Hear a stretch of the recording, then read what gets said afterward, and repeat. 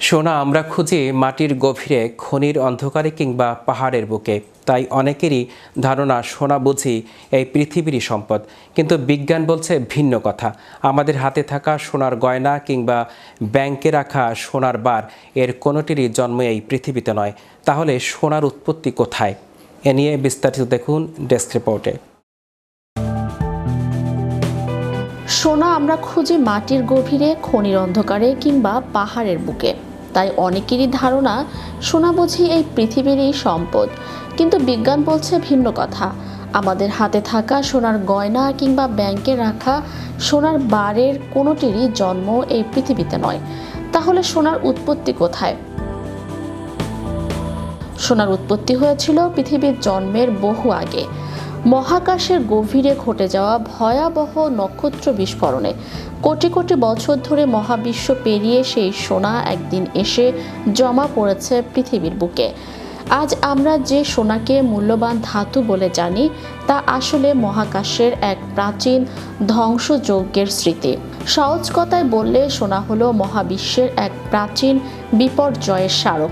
কোটি কোটি বছর আগে ঘটে যাওয়া এক ভয়ঙ্কর মহাজাগতিক ঘটনার ছাই থেকেই জন্ম নিয়েছে আজকের এই ঝলমলে ধাতু।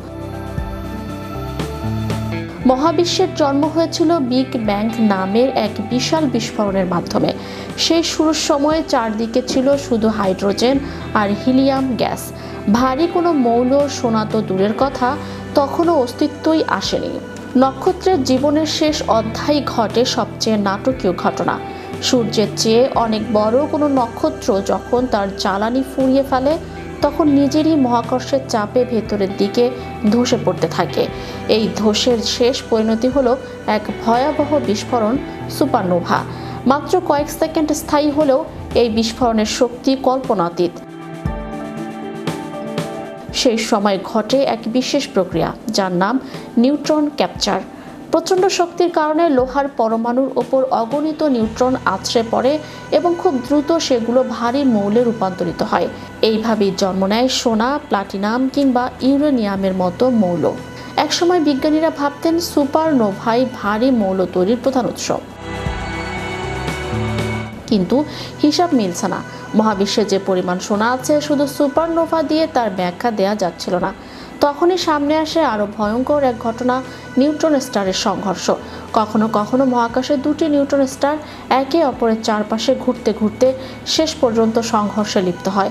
এই ঘটনাকেই বলা হয় কিলোনোভা। এই সংঘর্ষের সময় তাপমাত্রা ও চাপ এমন মাত্রায় পৌঁছায় যেখানে মুহূর্তের মধ্যেই ঘটে র্যাপিড নিউট্রন ক্যাপচার প্রসেস। ফলাফল অবিশ্বাস্য পরিমাণ সোনা, রূপা ও প্লাটিনামের জন্ম। ম্যাজিক বাংলা টিভি, বিনোদন ডেস্ক।